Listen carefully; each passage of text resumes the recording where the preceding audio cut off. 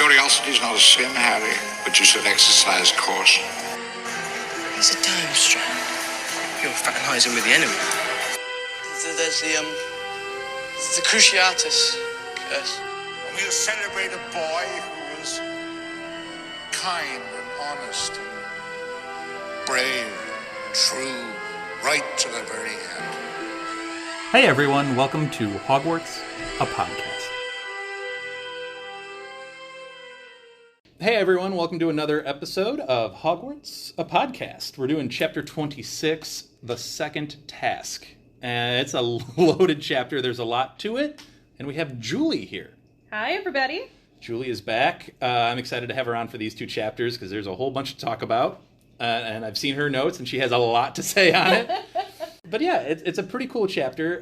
Just a quick rundown. We start off in Flitwick's class, which I know we both have some thoughts on.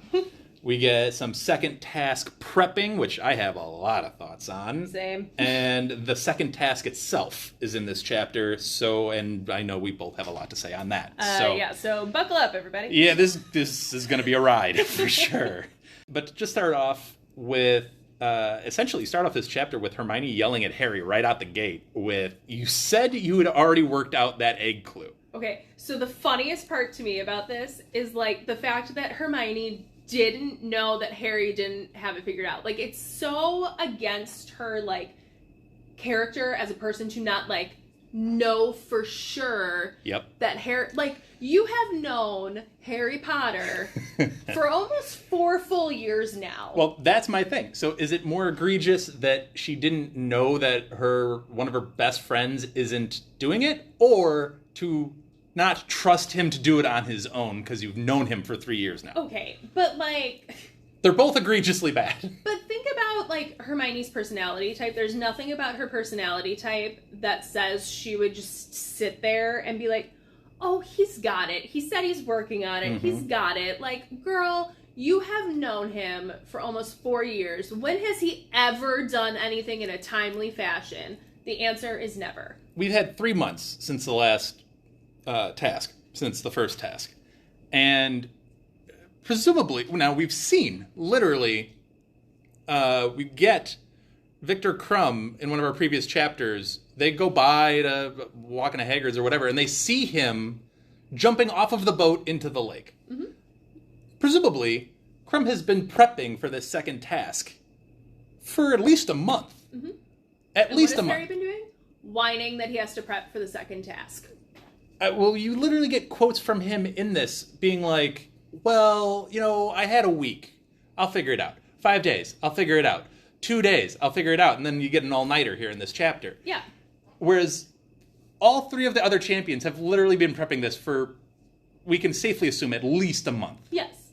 You're talking 3 7th-year students who are all very capable in their own right, who are also, well, 2 of the 3 are definitely getting help from adult wizarding teachers. They're gonna be well ready to go for this. We're getting into the second task already. We have a lot to say on the second task. Deep breath, Stan. I know, we're getting ahead of ourselves.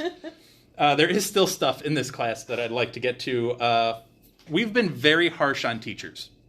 I think Jen and I, on an earlier episode, fired half the staff at Hogwarts, because let's be real. And I know I've been defending Trelawney, but in also my defense, I've said that she should probably be fired as a teacher. So there's that. But here, in this chapter, we have a teacher who has thought far enough in advance that he knows banishing charms are going to be a problem. So what does he do? He makes them do it with pillows, so it'll be at least a soft pinging around the room against people. Can we do a nice round of applause? We love you, Flitwick. Flitwick finally had, and I mean, he's the head of Ravenclaw House, so you'd think he'd have the wits to be like, this might be a problem. Yeah. How are we going to solve this problem before it happens? So, Flitwick, you get the Best Teacher of the Week award. Woo! Congratulations to you, Phileas Flitwick. That being said, it still goes wrong because you have Neville in your class. Okay, but Neville appreciation moment. He is banishing things much heavier than a pillow. That's Granted, true. his aim is still off because he's going for the pillow. But do you think that's why, as he's sending Flitwick across the room that Flitwick, and I'm imagining this. Like, his face is just a deadpan face. Not anger, not happiness. You can't even be, like, mad because You you're can't. like, wow, look at him, like, flinging me across the room when it's supposed to be, like, you know, this light pillow. Right. But at the same time, you're getting flung across the room. Right, exactly. So you're caught in this, like, well, I can't yell at him because, I mean, he technically did this. Yeah. Just... The aim So is he's off. so he's not getting an A+, he's getting, like, a B+. And Yeah. that's still great. Yeah. That's good. It's better than Snape would give him. True. So, imagine getting Snape flung across a room by a student. Oh, man. Oh, my God. But anyway, so shout out to Flitwick for being a competent teacher. Shout out to Neville for having some success with the banishing. By the way, all of them did. Yes. Hermione was flopping pillows perfectly every single time, lazily. Yeah. Ron, low-key, was sending this thing flying across the room without... Granted, he wasn't hitting the target, but he was still sending it across the room fairly easily. Meanwhile, Harry, in all of his excitement of telling these stories... By the way, we need to talk about him telling the stories. But he was lazily, like, flicking his wand and just, like, belly flopping. Yeah. But the one time he did it, I think he actually sent it into the target. Yeah, but my question is like, were they that good at it because, like, this wasn't, like, their first time working on it? Or was it, like, fair. really that easy? That's fair. Yeah. I would assume, because we get so much dead space in these books, I would assume it's probably their, like, third banishing charm class or something like that. There would have to be some type of, like, okay, let's talk about it, let's talk about the theory of it, how it works, and then it's like, all right, let's practice. I do, because it's you and me talking right now, and we've talked about Harry's lack of forthcoming information, right? He holds a lot in until it's like the last possible moment, and then he just splurges all of these secrets. Yeah. He doesn't here. He actually tells them about the discussion he overheard between Moody and Snape, which normally he would never do. He wouldn't do this until like normally chapter 30. He waits until, like, you know, everything, like, blows up, someone's 10 seconds from dying, and he's like, oh, right, guys, by the way, Right. this happened. He doesn't here. He actually lets them in on the conversation, which is an But interesting in the worst place possible. They make a point of saying in the book that, you know, this charms class was the perfect place to have a private conversation because everyone's having so much fun. Guys, you are still in a public space, surrounded by a bunch of people, and Harry, you're famous on, like, a not Triwizard Tournament day. Like, people are still listening to you. Do we know who he has charms class with? It doesn't mention any other students in this scene. I don't think so. Because if it was Slytherins, they'd obviously be all over his every word just to come after him. I guess Hufflepuffs and Ravenclaws wouldn't really care as much. But I don't know. Yeah. I mean, Hufflepuffs aren't really the biggest fans of Harry. At the moment, no. Although everybody seems to have, like... They've, like, mellowed out, but, like... Yeah. I mean, they mellowed out. They're like, we don't want him to win, to. but we also don't want him to die either. So, but I will take this point on Harry's version of events, because we've talked a little bit about how we are getting a very skewed... all of these books are from his point of view, essentially. We're, like, looking at the world through Harry's eyes in his mind. And you can tell there's skewed storytelling in place here, just by, like, Snape... Just the wording. Snape loathed Harry's father when they had been at school together. Like, Harry's painting a picture for you that Snape hates James in seemingly an irrational manner. Mm-hmm. That's not 100% the case. There were reasons for Snape to dislike James. Yes, valid. Harry's ignoring those reasons and just things. But it's just an example of Harry kind of turning the conversation to his point of view. Which we do also have to remember at this point, he's a 14-year-old. Sure. Yeah, but it's just a reminder that we're getting, like, it's not an unbiased, true narrator. Well, yeah. We're getting a biased narrator here, always. Just, you know, food for thought. But anyway, we get all of this second task prep. Because, again, Harry has put this off for several months now and is just realizing, like, oh, this task can kill me. I should probably look into it. Yeah, maybe. And I should probably, you know, that hint that Cedric gave me a month ago, I might actually should look into that because it might be helpful. Things like that. And we get some interesting options. Hermione is suggesting that human transfiguration might be the best option, but they don't know how to do it because you don't even learn it until your 6th year at Hogwarts, which, you know, the other 3 students would presumably have had those classes and know what to do. At least know it somewhat. At least have an idea. I also love when they talk about using a summoning charm again, and Harry explains to Ron what an aqua lung is, and they have an entire conversation about how you can't do that again because it would then have to be summoned out of a Muggle shop, go zooming past the shop and down the streets, and Harry would break wizarding laws and be disqualified. Would that also be, like, there's limits. Like, I'd imagine a summoning charm, even though he's seemingly mastered it, there's still limits. Well, like, I don't know if there would necessarily be, like, limits if you're strong enough, but, like... Well, right, your power, like, he's not Dumbledore. So yeah. Dumbledore would probably have a pretty good summoning charm, and he could maybe get one out of a Muggle town. But, like, your task is only an hour. Right. So, like, who knows how far away the nearest Muggle town is. Who knows so, where like, the nearest aqua lung would be. Yeah. So, like, you could literally be sitting there, and then all of a sudden at, like, 59 minutes, you're like, woo, got it, let's go, guys. Also, it'd be great if they had Amazon. Just saying. Harry could have ordered this. Modern technology solves a lot of problems. Yes. Amazon would help. Google would help because they rifle through so many books. So many. And they can't find anything. I mean, to be fair, if we look at some of the titles of some of these books they're looking in, I don't think they're looking in books that would be overly helpful. Half of them sound like they were written by Gilderoy Lockhart. You got some of the titles? I do, actually. Saucy Tricks for Tricky Sorts. Weird Wizarding Dilemmas and Their Solutions. Or my personal favorite, Where There's a Wand, There's a Way. That one's a definite Lockhart title. Like, half of these books that they're reading, like, don't get me wrong, there's, like, Hermione reads one that's called, like, Old and Forgotten Bewitchments and Charms. That sounds like it could potentially have some, like, weird thing that could be helpful. Or there's one about, like, medieval spells, which, like, yeah, you never that sounds know. more, like, There might be scholarly. something. But, like, some of these books sound like the books that you're like, I found the miracle diet. Read this Right. book and you'll magically lose 50 pounds. Like, that is not where they're hiding the answers to the Triwizard Tournament task. Really quick thought. Do you think they actually banned all of the Lockhart books from the library after the 2nd year? Do you think Dumbledore was like, nope, we're getting rid of all I of think those? they just got moved to the fiction section. Ho, nicely played. Yeah. Hermione does settle that a charm might be the best option, which sends her in the direction of some of those books.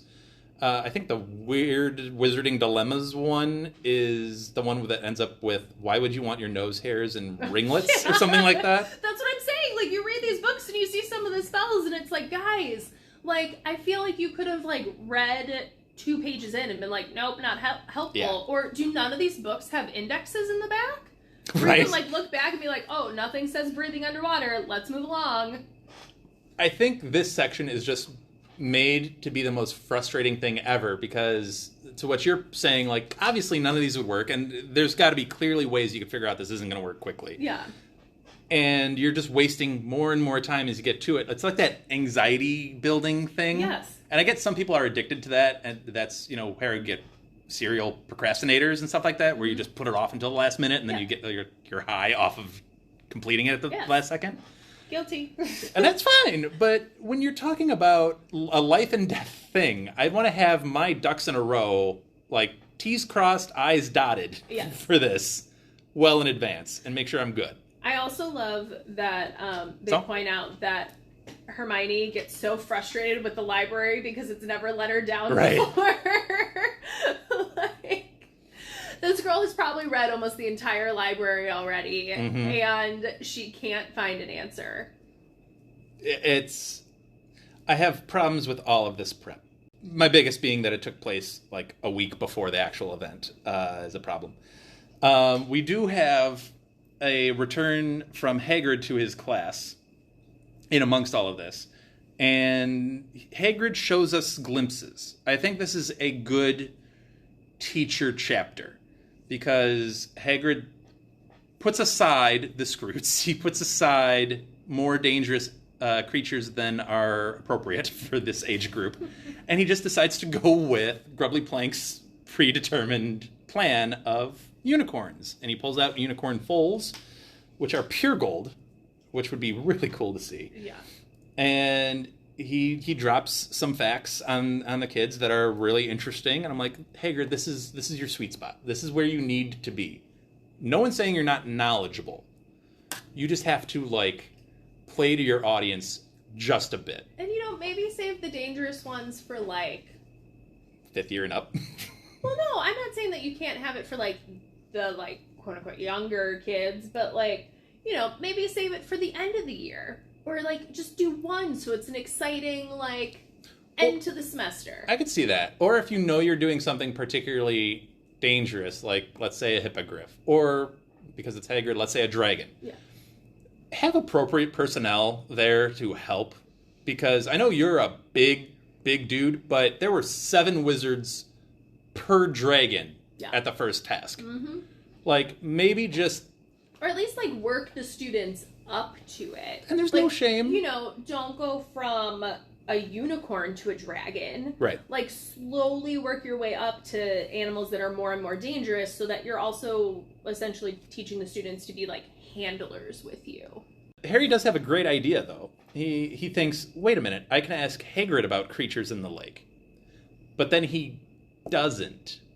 And I think this would be I thought this was a great idea by Harry, because Hagrid, of any of the people on this campus, would know that what is essentially in the lake, and Hagrid wouldn't care about giving him pro tips on whatever's in there. Well, and it's like, one, Hagrid's already helped you, so, like, Right. you know he would help Right. you again, like, undercover there, but, like, it's also a very easy question to ask that's not suspicious. Like, oh, hey, what's in the lake? Oh, there's mer people? Like, what do you do when you run into a mer person? Right.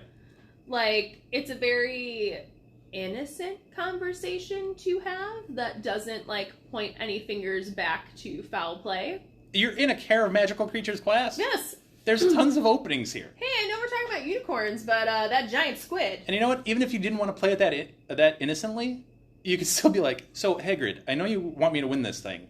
I figured out the second clue. What you got on mer people? Yeah. Like, what you got on, like, any of this? Give me some info that I can, like, go back and marinate on. But he doesn't. He chooses not to. Because he's Harry Potter. And again, he withholds information or thoughts. That's true. I just, like, this is a great opportunity. Mm-hmm. And it's totally within your right. And you like you just said, there's ways you could do it and not have it count as cheating even. Yeah. Especially when you're talking to Hagrid, who's the groundskeeper, so has to deal with the lake. And Care of Magical Creatures, you're asking a question about creatures in the lake. Do you think, first of all, we don't know what classes Cedric is specifically taking. But if he was taking a Care of Magical Creatures class, do you think he would take the opportunity to just be like, Hagrid? Well, you don't even know what, I guess. I can't imagine 7th years are looking at unicorns, although maybe they are now, because Hagrid's, like, a little gun-shy. But I would think he would have the cleverness to be like, hey... I would think so. Well, then it would come down to cleverness. I think he would think to ask the question, but would he? I think Cedric would. I think he would in the manner that you've laid out. Yeah, he would in the, like, oh, hey, I was reading this thing about giant squids. And what happens if I was swimming one day and a giant squid came Oh, that's to interesting. me? You know, are there any other creatures that might, attack in the lake? Or, like, what? It's not even cheating at that point. It's just, like, covering your bases? Curiosity, Yeah, yeah. I don't know. Anyway. It's doing research just in a different Well, way. and it's like, why not ask Hagrid? Clearly, Harry, you have no problem with cheating on all these tasks. Oh, we'll get to that in a second. You best believe I got things to say about that. Anyway, so they're in their last night before the task, and they're binge reading more and more and more. And then Fred comes with his great quote about, I wouldn't mind putting my nose hairs in ringlets. That would be a conversation starter, which is correct, and that's why we all love Fred. But he says that Ron and Hermione have been requested to McGonagall's office, and obviously teenage anxiety, like, oh, has she found out that they're helping Harry figure it out, and are they going to be in trouble or what have you? No, because they're never in trouble, no matter what they do. The three of them are never in trouble for anything. I do love how Harry never really puts it together. Like, isn't it odd that they never came back?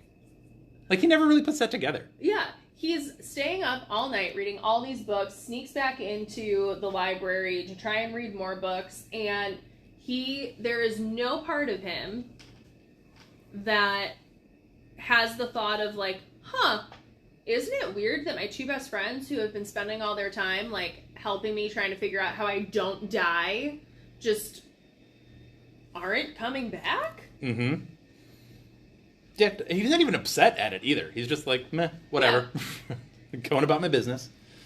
He ends up going through all of the books that he brought back to the common room from the library, and then ends up sneaking into the library later under the invisibility cloak to continue reading, pulls an all-night study session, only to wake 10 minutes from the start of the second task by Dobby. Also, how does no one come looking for him? Like, 10 minutes before? Like, wouldn't you think there'd be some kind of like, all right, champions, you need to be here, like, and out, like, every single sport or extracurricular in every single school is it starts at this time, but you have to be there at this time. Right. And if Send you're not there at ghosts this time, to find him or something. You have the like, okay, everybody pull out your phones. Can somebody text them? Can anyone get a hold of them? No? Okay, let's go on their emergency contact, call their parents, see why they're not here. Maybe this is just expected, because Harry was the last one to show up for the first task, too. Yeah. He was the last one to walk into the tent. Although, let's be real, safety protocols at Hogwarts are not top-notch, so... That is true. But Dobby, always looking out for Harry's best interests, wakes him up, and luckily the cloak slipped a little bit in the night. So that's the only way Dobby can even see him. If the cloak didn't slip, then we are just in a whole bunch of trouble. Mm-hmm. Does he get disqualified if he doesn't show up for the test? Or does he just get 0 points? I would assume he just gets 0 points, which essentially ends up disqualifying him, because, like, how do you come back from that? Yeah, I don't know that you can. Unless something happens in the third task that's... Yeah. Yeah. But I don't know. So luckily, plot armor, his cloak does slip, and Dobby does find him, and... Dobby essentially just gives away the whole thing. I mean, he's like, you gotta find your Wheezy, which is adorable. But he's like, you gotta find your Wheezy, and then Harry puts together like, oh my god, he's talking about Ron Weasley. Oh, that's why Ron didn't come back. He's the thing I have to find at the bottom of this lake. Which also, can we talk about like this merfolk song of like, once your time's out, they never come back, like... Don't get me wrong, it's not like they knew in the beginning what was being taken from them, but, like, right. Can you imagine now being, like, Harry and then being like, oh, hold on, I don't know how I'm gonna live, and now Ron's gone? Well, so, especially that emotion, combined with the fact that you're 10 minutes away from the start of the task, you have no idea what you're gonna do for that task, and you've been stuck on months, I shouldn't say months, because you haven't worried about it for months, but... You've been stuck for the last week worrying about this in an anxiety state. Yeah, you're probably not thinking very well at this moment in time. But anyway, he's in a very heightened state. But Dobby just gives away the whole thing. He says that he's got to find his Wheezy, and he gives them the gillyweed because they couldn't find the book, but he could really quick. So he gives him, not only finds the book, finds the answer, but actually goes and gets the actual ingredient of gillyweed. Doesn't tell him what it does. Dobby just does everything here. And after Dobby essentially tells him who he's got to find and what he needs to go find that person, Harry bolts down towards the lake for the second task, gets there right as... And by the way, I love how he gets there. Like, you good? You know what you're going to do? Great. 3, 2, 1. Also, what I want to know is when Bagman, like, asks him what he's going to do, what would have happened in that minute if Harry was like, no. Like, Bagman's been willing to help Harry for this whole time. That's true, but I think... And, like, Harry hasn't wanted to take him up on it. So, like, if Harry was like, yeah, not a clue, bro, would he have, like, whispered a charm to him? True. I think that's his only option at that point is, hey, you might want to use this bubblehead charm. Yeah. The problem there then lies, that's not guaranteeing Harry can pull off that charm. Well, true, but like I feel like if he said no, seeing how Bagman's been in the rest of the book, he's always been like, I can help you out, bro. Do you think he puts the bubblehead charm on Harry, like right then and there, like just I don't right know as if he he'd goes go in the water? that far, but I feel like he would be like, oh, he needs a minute to collect himself, and then like gives him a little like pep talk, Quote unquote pep talk. Yeah. Yeah. I love how. So I've been on this mini rant about how the lake. This is February.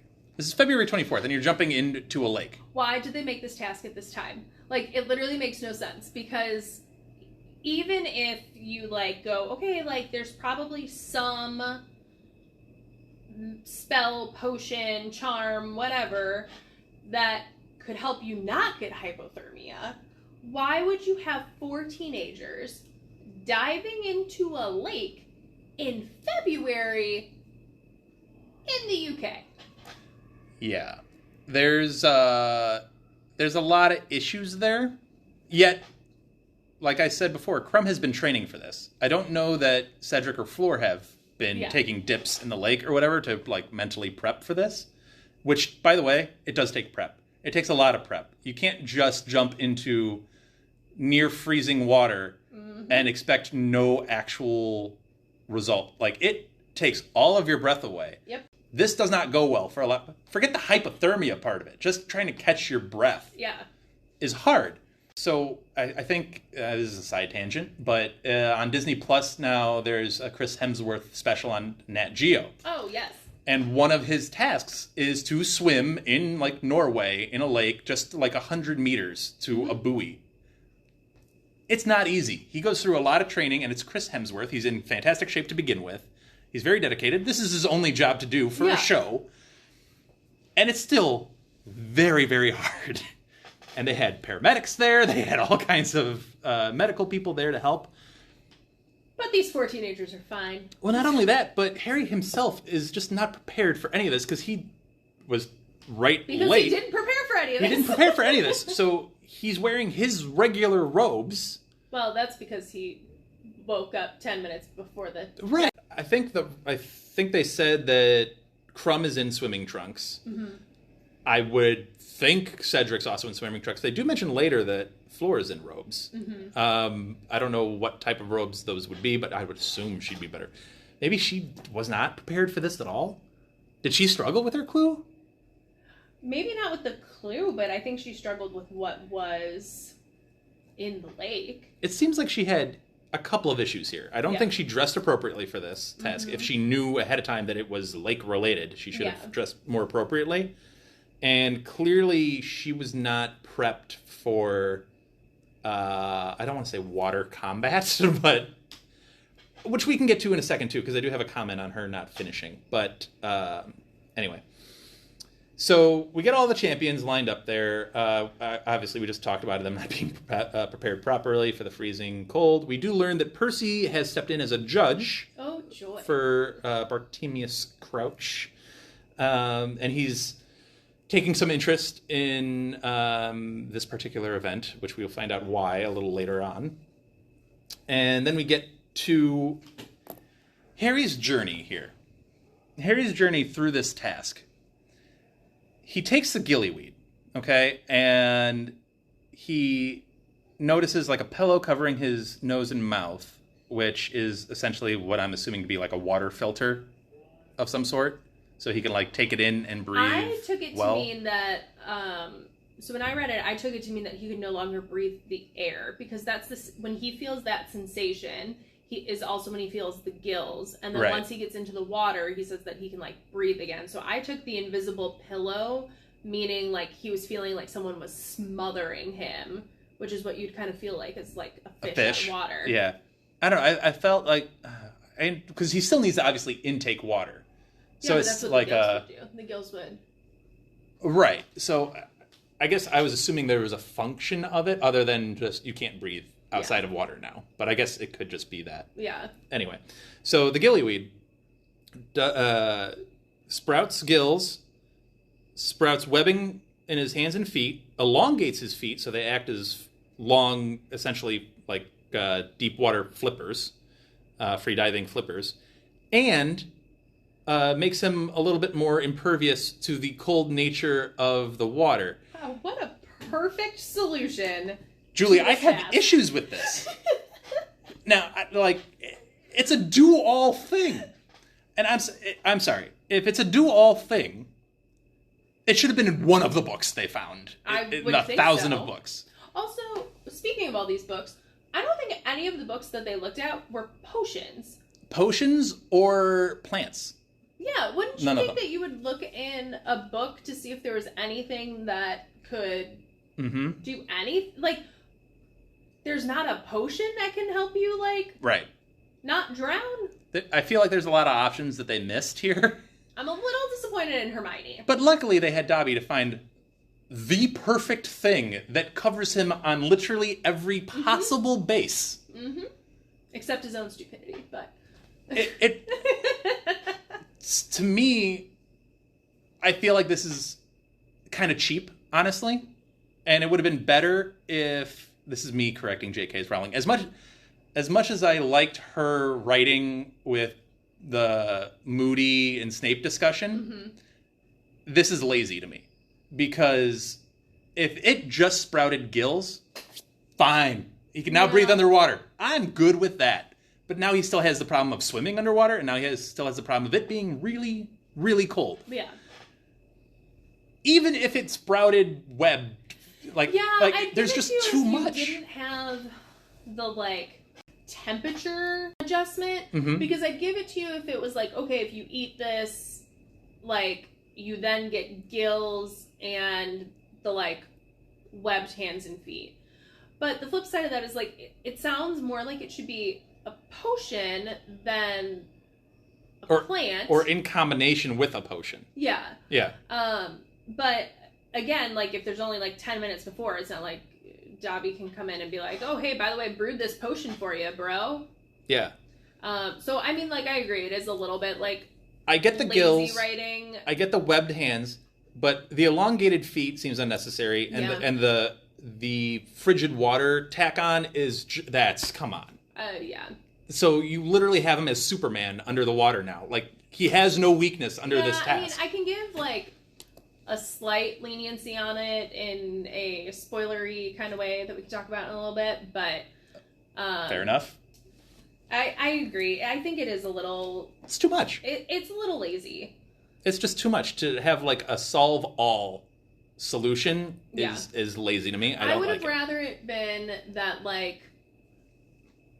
the gillyweed almost did what the bubblehead charm does, where it's chew this root, and if you blow a bubble, it can fit around your head and you can use it. I mean, that's a lot harder for a house elf to explain, which again, getting into a little spoilery of why that wouldn't have worked, but... We'll get into the bubblehead charm too in a second as we talk about the other participants, but I am stuck on Harry here, so we're just going to keep going with Harry. I am going to sound like a major hater in this. I'll probably join you, Dan. So pardon me if you're super Harry Potter fans, but I'm going to hate on him for this chapter. He does get attacked by 3 Grindylows. To his credit, he does figure out a way to get rid of them fairly easily and in well form. So good on him for that. I'll give him credit for that. But then out of nowhere, Moaning Myrtle appears in the lake, literally points him in the direction that he needs to go. Literally you need to go over there. Swim over there. I can't, by the way, this is a whole other side tangent. I can't go over there because they chase me away. I have a whole side tangent on that. How does a ghost get chased from anywhere? I don't understand. Does mer people have specific magical abilities to deal with ghosts? How does it work? I don't know. How do they make her go anywhere? Think about it though, it's Myrtle, so they could taunt her, scare her. I suppose, but whatever. Then just. But okay, so I know that you did compliment Harry on getting rid of the Grindylows, but Dude fumbled for his wand. It is That's pointed out that he fumbled for his wand. And Harry, how many times do we need to tell you that when you are going into a dangerous situation, wand at the ready. Yep. Wand at the ready. Like, did you think you were just going for, like, a swim in the lake? The only thing... You're right, and I agree with you 100%. The only thing I could think of to be the reasoning why he would, quote, fumble for his wand is now the webbed hands are weird, and now he has to grip the wand differently. Yeah, but wouldn't you think you'd go for your wand right away? I don't know. I think you'd have your wand, and then you enter the water, is how you should do it, which is to your point. Yeah. But... Well, and I also feel like this is, like, the vaguest task that has been set, and that, like, without giving any spoilers, will be set, because it's essentially, hey, get in this massive lake, find your thing within an hour. With things trying to attack you. Yeah. But, like, they don't, like, it's just, go. My big thing with that is, not only is it vague, but you get what I deem is a very harsh time limit of an hour. Yeah. That's a harsh time limit. Mm-hmm. And I get that nobody wants to be standing out in the cold and well, I guess it also must be like, let me backtrack. I don't even think the other participants here, Crumb or Floor or Cedric, presumably do not have this immune to cold water trick that Harry does. Honestly, I don't even think they could survive an hour in a lake in February. I don't even think... I think that's a little unrealistic in itself. I think they all die in, like, less than a half hour, probably. But, like, it is the most vague task. Like, with the dragons, it was a very specific, get the egg, retrieve it, get it away. Yep. And whereas this is like, okay, same thing as the dragons, except underwater in this massive lake. Yeah. Somewhere. Yep. At least with the dragons, it's like, oh, gold. See it. Got it. I don't know if there's like... I'm assuming not. Because Hermione has read Hogwarts: A History. So I'm assuming that there's nothing in Hogwarts: A History about a merpeople village in the lake. But think about it. There's a whole village. Think about how large this lake has to be. And you are giving these 4 teenagers an hour. That's a big note for me. I mean, this whole task is a big note for me because I don't do deep water and I don't swim. But if you're listening to this and wondering why Julie and I have a lot of problems with this task and this chapter as a whole, just you wait, because we have more. Yes. We haven't even gotten to some of these yet. So buckle in and bear with us. So anyway, so Myrtle points him in the direction. We didn't even talk about the ghost being chased away that much, but that's fine. The Mer song is updating the status. The new Mer song is now updating the time, increasing the pressure. Which, I mean, I guess, like, is also a good thing, because I know that I was just complaining about how it was a very vague task. But, I mean, I guess there are the Mer people, so when you get relatively close, it's like, you know, playing the, like, you're getting warmer game, because, you know, you just hear them louder and louder, so at least, like, you know the general direction. But, like, imagine if if Myrtle never showed up. Yeah. And Harry turned the opposite way. Right. Like, he's not, this whole thing ends. Oh, not only that, do they go in and get him if he just doesn't... That's my other question. Well, like, I guess... do they eventually just, like... Well, the gillyweed would wear off at some point. Yeah, so he would have to come up for air. Would he? Or... Well, then he got other problems. Then Harry Potter just died in this event. Yeah. So, anyway, speaking of the Mertown really quick, I love that I did laugh at the idea of, like, a pet Grindylow in a weed-like lawn. Yeah. Like, they have, like, literally, like, a SpongeBob SquarePants, like, setup in this merpeople, like, village. Appreciate that. So, the hostages. We get Ron is obviously Harry's. Hermione is Crumb. Cho is Cedric's. Floor's sister is the captive for her. And per Harry and his hero complex, which does get called out later, he attempts to free multiple people. Okay, but in Harry's defense, 3 of those people could belong to him. If he was never told that Ron was his person, he could go down there and go, okay, so it could be Ron. Yep. Or it could be Hermione, my other very best friend. Easily, yep. Or it could be my crush that I didn't know everyone knew about. Yep. So 3 of these people, and I mean, like, listen, process of elimination, he'd be able to figure out who was for who, but, like, when you're under time crunch, you are underwater, Yeah. like, and you're looking at it, like, wouldn't you think you'd go, okay, well, at the very least, Ron and Hermione, but, like, also, the girl that, like, I want to date, it would look pretty neat if I saved her. Mm-hmm. And then at that point, like, if you're already saving 3 out of 4, you might as well save the last one. Yeah, and that's where I think his hero complex comes in the most, because he, to your point, he does have a connection to the 3. Mm-hmm. He has no connection to the 4, and he waits there and tries to save her, even though he has 0 connection to her whatsoever. Yeah. So she's also, like, a literal child, too. Right. So Harry's got a complex going on, but you have Cedric come up to him next, and he's using the bubblehead charm. Which, I do like the description of the bubblehead charm and, like, his face being distorted because of the, like, reflection. That's nice. But he's like, hey, we gotta go. Like, Crumb and Floor aren't too far behind me. Like, we gotta get out of here. And then he, like, gets Cho and goes. Yeah, well, I think the thing that's, like, that irritates me about, like, Harry's hero complex after Cedric, like, shows up is Cedric says, like, Crumb and Floor are right behind me. Like, go. Yeah. And so it's like, again, logic is not Harry's strong suit. But, like, first of all, like, they're on their way, so they're coming soon. Second of all, do you really think that they're just all going to die? Yeah. Yeah. Then again, it's Hogwarts. We've talked about their safety protocols. Maybe they would. I suppose it is plausible. But, like, also, did the 4 of them sign off on this? My bigger question is, did Molly Weasley sign off on this? Can you imagine how ticked can you imagine? Dumbledore gets a howler? Yes!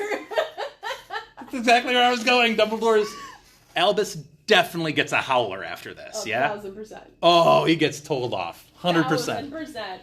Oh, I want to hear that so bad. I did have a thought, though, just now that occurred to me. So, to free Cho, Cedric pulled out a knife from his pocket, which gives me 2 thoughts. One, he clearly planned ahead as far as, like, having something in his pocket that could free someone or whatever. So, thought ahead on his part. But the second bit is, it's a knife, not his wand. Wouldn't a wizard think to use his wand first as far as cutting instead of a knife? Unless, like, I would say an argument could be made that, like, you don't necessarily know how a spell would go underwater. Because, like, would the current... Not that there's really, like, currents in a lake. Well, you see Harry struggle with it because he couldn't say the spell right, and it didn't really react the way he thought it would. Yeah, and so could it be that he was like, you know what, I'm going to bring this with me because, like, maybe I dropped my wand, or maybe... That is thinking way ahead. Like, that's... Okay, listen, we know that I'm here frequently for Cedric slander, but... He's intelligent enough to think ahead of, you know, it's a lake. What's usually in a lake? Like... Seaweed that can wrap around you and, like, you know... No, I like your thought. You could be stuck. You could drown. And... If you can't get to your wand for some reason, you need a secondary option. If it's just... I don't even know how many wizards even have knives. Okay, Harry does. He literally talks about how when he just got one from Sirius that has magical abilities. Sirius, yeah. And, how, like, useful it would be. And so, I don't know, I feel like it makes sense that he would, like, think, like, oh, hey, I might need something in case I get, like, tangled. Like, it's kind of, like, basic water safety. When my husband and I go canoeing or kayaking, like, he always has pocket knife on him in case, like, if we flip over and if something gets trapped in, like, the seaweed so that you can cut out, because otherwise, like, you get stuck and then you're dead. Yeah. No, it was just interesting to me because you almost never hear of wizards using muggle objects to get out of a situation, and here he thought of it, which it just caught me as like, that's an interesting detail at least. But anyway, so Cedric gets Cho and bolts. Then you have Crumb come through with a shark head, which, remember now, Crumb's description, because we all have the image that looked awesome in the movie of, CGI in whatever year it was, wasn't great. Yeah. But the idea of like a bigger, bulkier crumb with a great white head comes through and snaps the vine and goes up.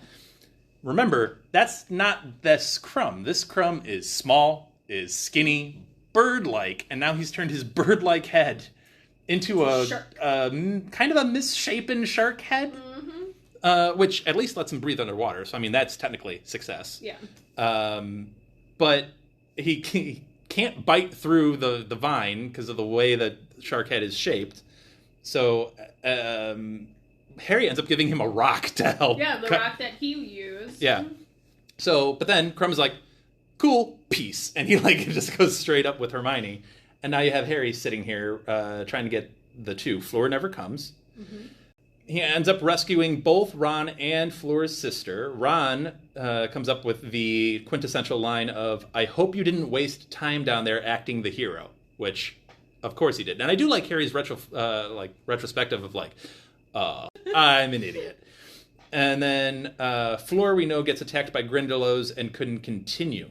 Now, here's my thing on, because people are like, oh, Harry got through Grindylows and she couldn't. Here's my thing.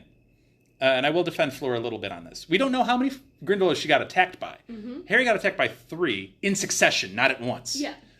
So Fleur, for all we know, could have gotten attacked by 10, by 15, and by more. It says that she's like completely scratched up all over the place. So she could have gotten overwhelmed by Grindylows, especially if Harry went by that specific area first, ticked them all off. Yeah. And then the next one to come by. Well, and my question is because it says that like she couldn't continue. So like was she so injured that she went back up to the surface, or is there someone like reporting? Because can we talk about how boring this task is to watch as a spectator? Yes. Like you don't know what's going on in there, and so like what? You're just sitting in the stands for an hour waiting for someone to like pop up. I don't know. So here's my thought process on how it should work. I'm not saying this is how it did work. How it should work is you have the Mer Chieftainess getting reports from Mer people spread throughout the lake. She's getting reports. She's relaying them to Dumbledore. Dumbledore is relaying them to Ludo, who's then broadcasting it. That's how it should work. I am not saying that's how it works. Because it sounds like what happened was they all just sat there. Yes. And then at the end is when Dumbledore got the lowdown, because after that little talk happens, Dumbledore's like, all right, we all need to talk. Yeah. No, how it should have gone and how it did go, two different things. Like, can you imagine being a spectator and just for over an hour, pretty much? So do you think that the Mer Chieftainess witnessed Fleur being attacked, realized, oh, she's not getting away from this, and then had to intervene and bring her up to the top? That's what I'm wondering. Like, is someone, like, watching? Because the Mer people were intervening. I mean, they were stopping Harry from doing certain things. Yeah. And they're like, no, you can't do that. So, maybe. I mean, they seem obviously competent enough to have... They've clearly struck a deal with Dumbledore and the Ministry officials to, A, allow this to even take place in the lake. Yeah. And B, to have a central role in the whole thing. Mm-hmm. So they've clearly struck a... They seem to have almost like a fear of magic from like when Correct. Harry does actually like... That was another interesting detail. Yeah. But it just seems so like bizarre to me. Like how did Fleur like... Did Fleur essentially like wave the white flag and like she gave up? Or was it, someone's down there watching? Because, like, also, like, Harry did the gillyweed, and it says that while he's bringing up Fleur's sister and Ron, that, like, the effects start wearing off. So, like, what happens if that happened in the middle of the lake where it's just, like, the Grindylows? Right. So, is it just like, weird, it's been an hour and a half and we haven't seen him? Yeah, that'd be a problem.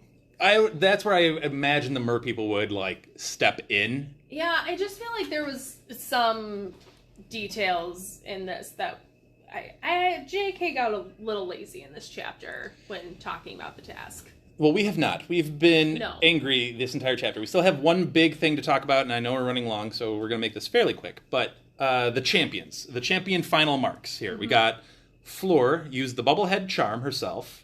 Didn't complete the task, as we just discussed, because of the Grindylows, so she gets 25 points. Which, like, I don't know. 50 is total. So this is out of 50. But So she got still, half, 50%. She, like, didn't complete the task. Mm-hmm. And they're like, okay, but, like, you did a good charm, so half credit? Yeah. Come on. I'm in the Teachers middle. out there, let us know what your thoughts are on this. Like, would you give half marks when, like, you didn't actually, like, finish anything?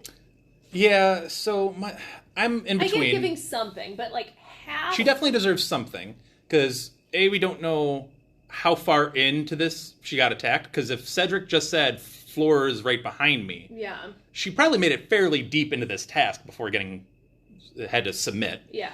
We don't know how she performed against the Grindylows. She could have fought, like, several of these off and then got... Yeah. So, I mean, there's things she could have done that we just don't know about. True. So, she'll get to 25. I don't agree with Flora that she should have gotten 0 because she, like I just said, she could have done things that merited some... And she still did the bubblehead charm successfully. Correct. Cedric also did the bubblehead charm. He was the first to return, albeit a minute outside of the time, which I still think is great, considering I thought 1 hour was ridiculous. Yeah. So I think Cedric did great. He got 47 points for this, which I feel is fair. Yeah, I feel like that's a very small, like, time reduction. Yeah. I mean, you look at the Olympics and you look at, like, overtimes and they get, like, little deductions. That's fine. So I'm fine with Cedric's score. Crumb used an incomplete but effective form of transfiguration, finished second, got 40 points. I'm okay with 40 points for... yes, it was incomplete. It was a little... it didn't look great, but it worked. Yeah. So, I mean, check. Now, Harry, using gillyweed, finished well beyond his time. And I get the moral fiber argument of trying to save everyone. I do. Full marks would be absurd, okay? Yeah. Let's just toss that one out. I think he should have been tied with Crumb at 40. I think that would have been more fair to Crumb, who did all this on his own, essentially. Now, I'm not saying he, like... I mean, like, they were all outside of the time. So if you look at, like, Cedric would have had, like, a perfect score if he made it on time. Right. Like, if you look at it that way, like, that's saying that the most that Crumb and Harry could have gotten was 47. So you're saying that Harry only loses 2 points when he was the very last one out. By a wide margin. Yeah. Yeah, so I say Harry gets his credit, but should have been tied for second with Crumb at 40 points total. Yeah. Harry got the Harry Potter bonus. Yes. Really quick, third task is set for June 24th, which is super, super late to me. And they get a 1 month heads up as to what that task will involve, which is interesting to note. I know we're running really, really long, so I'm just going to wrap up this. We'll talk much more about all of this in the spoiler section, but I just want to finish the non-spoiler section with Harry Potter. We talked about Fleur, Crumb, and Cedric being older students, being better equipped for this Triwizard Tournament, right? But Harry did a miraculous job getting through the first task. Fair. Harry Potter had no business, 0 business competing in this second task. Yes. He did nothing. He also didn't even know if the gillyweed would work. Like, he's never heard of this. He had no way to look into it to, like, find out what it is. And just, like, went with it. And then, to top it all off, it literally says at the end of the chapter, Harry thinks he didn't have to worry about anything now until June 24th. He has learned nothing. He literally says, I don't have to worry about anything. No, sir. You have to start worrying about it a month in advance when you find out what it is. And you should be prepping for this, like learning some magic that can help you. Talk to your teachers. Get any information you could possibly get generally about magic. We're up against it. I just want to clear on the thing. Harry had no business competing in this task. I agree. None whatsoever. We will continue this conversation in spoilers. Thank you for listening to this very long non-spoiler, but we got more coming up. We'll be right back. Kill the stag! All right, so we're back with the spoiler section of Chapter 26, the second task. We've calmed down a bit, but we are going to get riled right back up again very quickly. Still doing deep, calming breaths. This is one of the chapters that I was actually angry reading because I'm like, we've talked a little bit about Harry having some help before, and this is to an absurd level in just one chapter. Yeah. I mean, he does nothing himself except actually swim. Like, I mean, you could even argue that he doesn't even entirely swim by himself, because with the gillyweed, he gets fins, which, I mean, like, he's still doing the movements, but, like, right. His swimming's enhanced. So, if you think I'm being harsh on Harry in this second task, literally, let me recap. He pushed off all of this for months. He ignored a hint from Cedric for at least 1 month. Mm-hmm. He got help from Moaning Myrtle figuring out to put it in the water. He got help from Moaning Myrtle figuring out what this all meant. He gets help from Ron and Hermione trying to figure out what this all means. He gets help from Dobby with the magical mystery item that solves every problem he could possibly have in the lake. He gets help again from Myrtle, pointing him in the direction to where he needs to go while he's in the lake.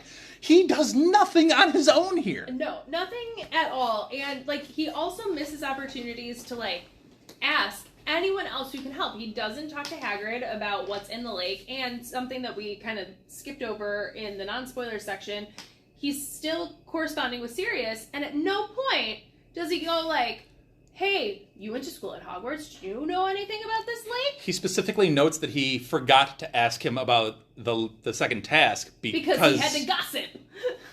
Exactly. Like, Harry with this task is like almost like a preview of Harry in book 5, which I affectionately call Harry Potter and the Teenage Angst. But that's a fair title. It is. I disagree with your overall assessment, but that is a fair title. But, like, I feel like with this second task, like, Harry's just like, you know what? I didn't put my name in the stupid goblet of fire. I didn't do it. I don't care. I'll figure it out when I figure it out, like I always do, because I'm Harry Potter.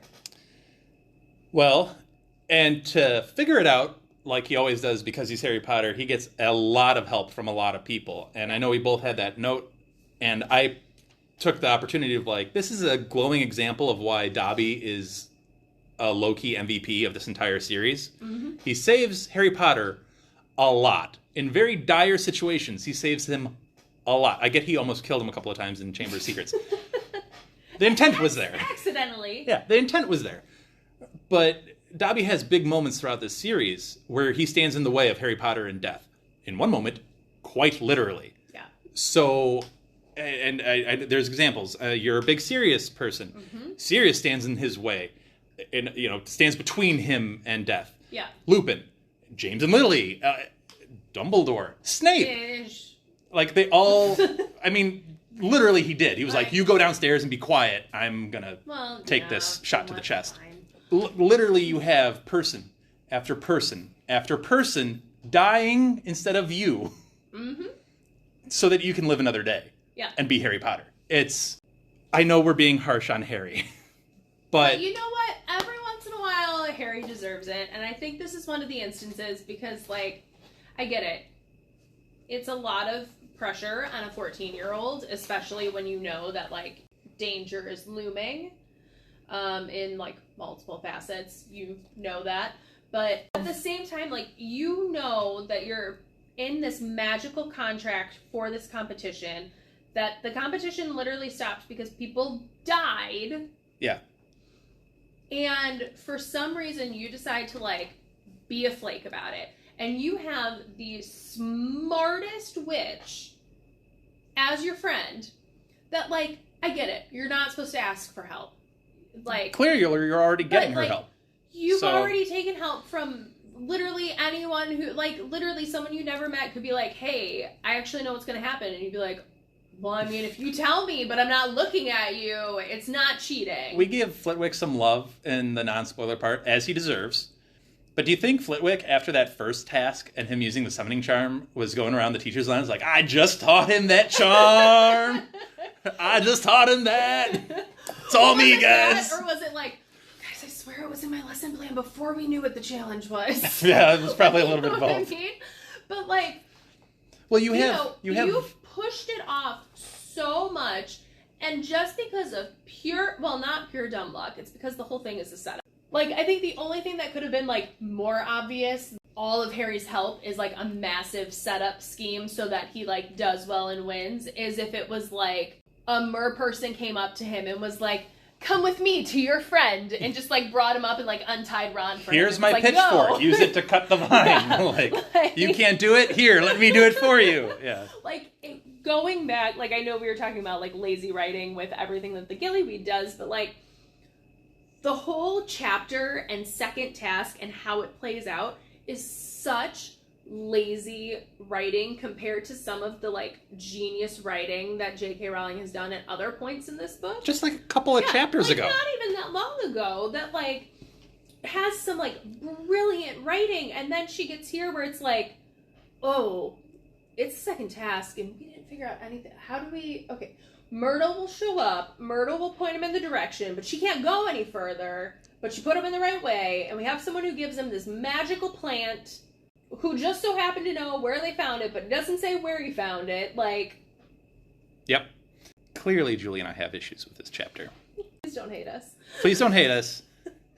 We obviously like Harry Potter. That's why we're sitting here talking about the books about his, trials through Hogwarts. But this just bothered me on every level, because for those that might be saying, like, oh, Harry clearly deserves a seat at this table. He's a talented wizard to compete in this with Fleur, Crumb, and Cedric.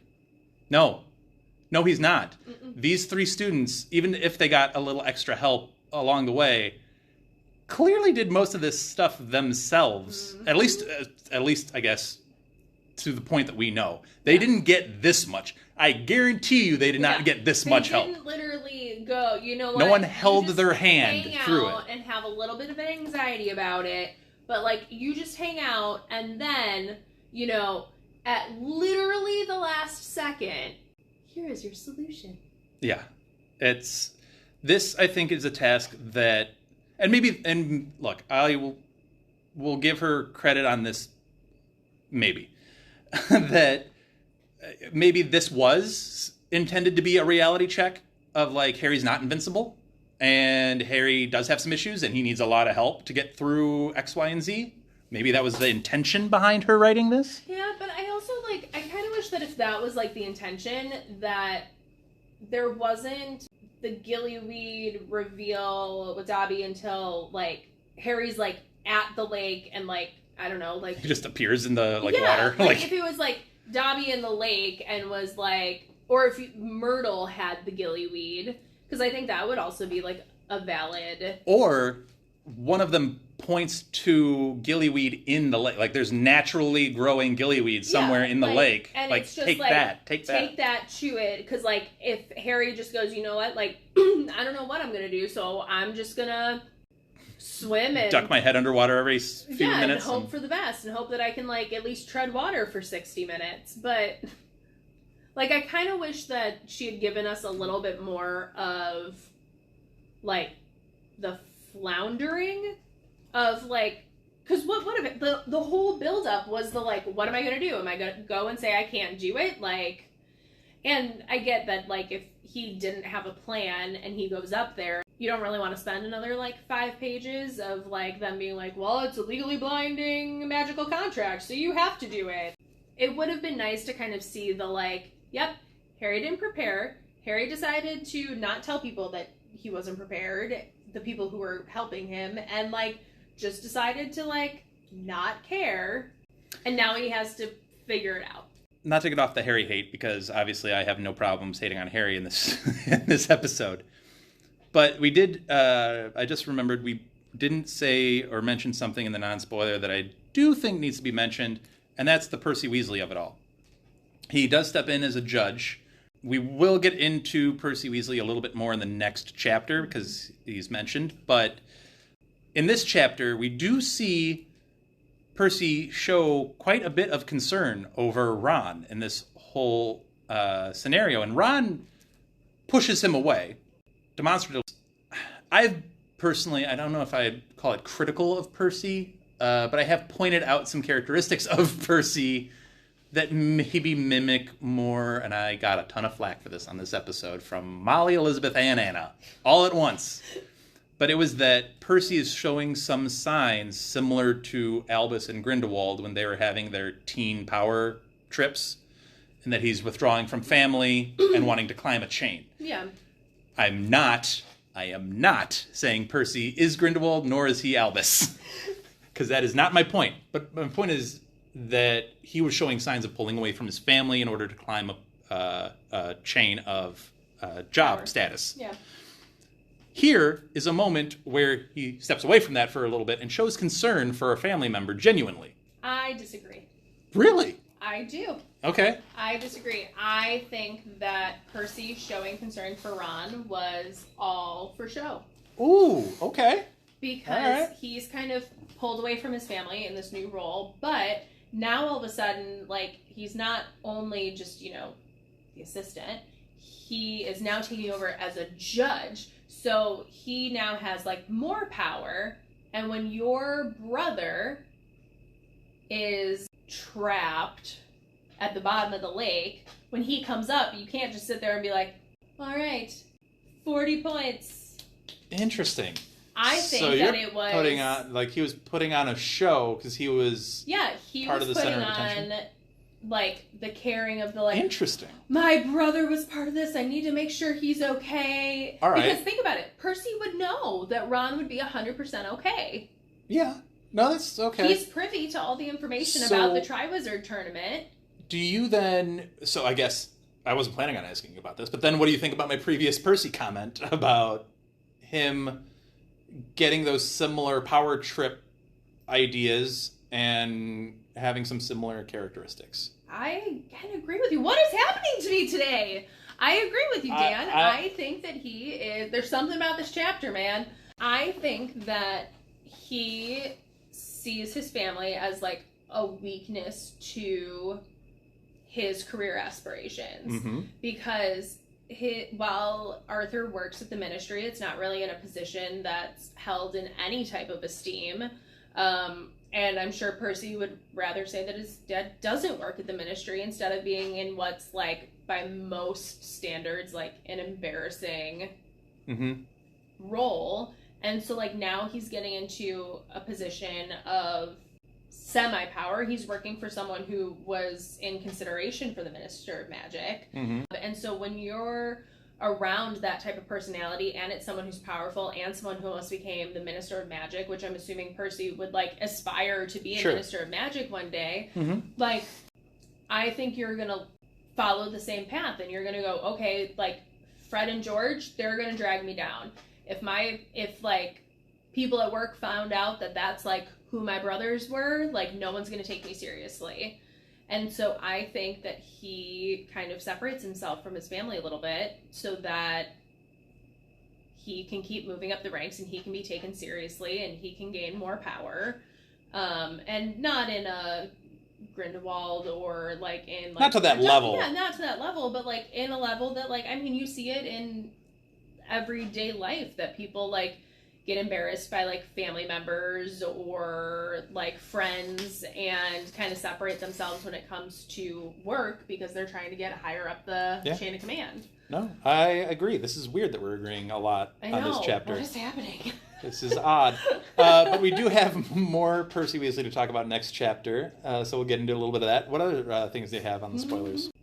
Hagrid. When Harry is talking with Hagrid keeps telling him, I know you're going to win, I know you're going to win. And, like, reading that as someone who's, like, read these books, like, many, many times, and now, like, we've talked a little bit about this on the side before, Dan, that, like, now when we're reading them, when we're getting ready to, like, record these podcasts, it's like you're more of a critical analysis of it? Yeah, like, it's like I'm back in, like, AP English in high school, and you're, like, looking at it, and you're like, oh, that's totally foreshadowing right there. And so now going back and reading it, like, the first time you read it, you're like, oh, of course Hagrid thinks he's gonna win. Like, you know, they're buds. But, like, now you go back and you read it and you're like, it's so ominous.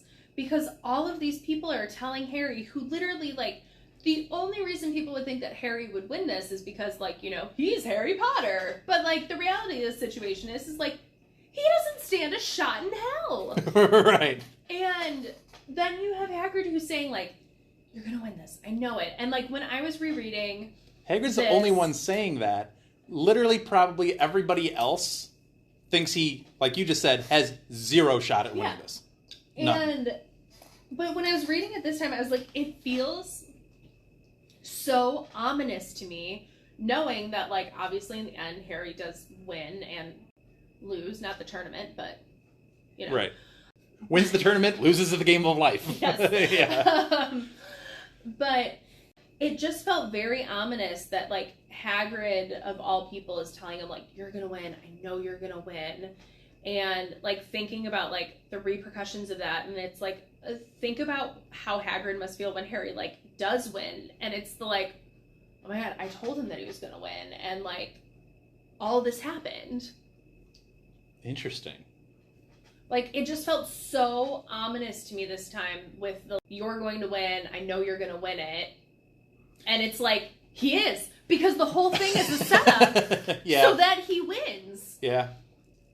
Yeah, no, you're right. It's just like, it's one of those that, like, kind of, like, sends chills down when you, like, think about it in that way. You got a very different vibe from those discussions than I got. I think Anna and I were talking about it, and I think the first time Hagrid brings up the, you gotta win this, Harry, and they're having, like, this, I don't think it's in a conversation Harry expected to have, but Hagrid's, like, unloading, like, you didn't have parents growing up, like, I didn't really have parents growing up, my dad died young, my mom is not exactly a motherly figure, so it's, and they, like, had this bonding kind of scenario, and then he's like, you got to do this, you got to win this one for me, you know, whatever, and that puts a ton of pressure on Harry to then do well, which sort of kicks in his study habits a bit better, but sure. Well, but I feel like in that conversation, like, that to me felt more of a, like, win it for the little guy. But this one... Oh, this one in this chapter specifically. Yeah, this one in this chapter specifically is just... Because that's when Hagrid says, you're going to win it. Not, like, you've got to win it. Mm-hmm. It's a very, like, I feel you're going to win it. And it's just, like, the thing that, like, sends chills a little bit. Because it's, like... That's an interesting take on it. You know that he's going to win it. And all that bad stuff happened. Our overwhelming thoughts on this chapter, if we couldn't have gotten it through on previous comments, didn't love this chapter, didn't love the second task, which kind of disappoints me because I do love the Triwizard Tournament. Yeah. But there's just no way Harry should have ever participated in this. It's okay, Dan. We have a chapter that will get a lot of hate from me, which is this one, and we have a chapter that will get a lot of love from me, which is the next one. Oh, she speaks confidently. I do. All right. Well, Julie will be on next week to talk about Chapter 27. Let us know if you have any comments or thoughts on all of the stuff that we talked about, which was significant. Hit us up on Twitter, on Instagram. Give us a review or a comment. Leave us a voice message on Anchor. Yeah. Actually join the conversation with us. Be on the podcast with us by leaving us that voice message on Anchor is the only place that you can do that. So, that being said, we will close it out for Chapter 26. Thank you guys all for listening, and we'll be back next week. Bye, guys. Thank you for listening to Hogwarts, a podcast. If you like what you've heard, please click the subscribe button on your preferred podcasting app and follow us on Twitter and Instagram at Hogwarts a Pod.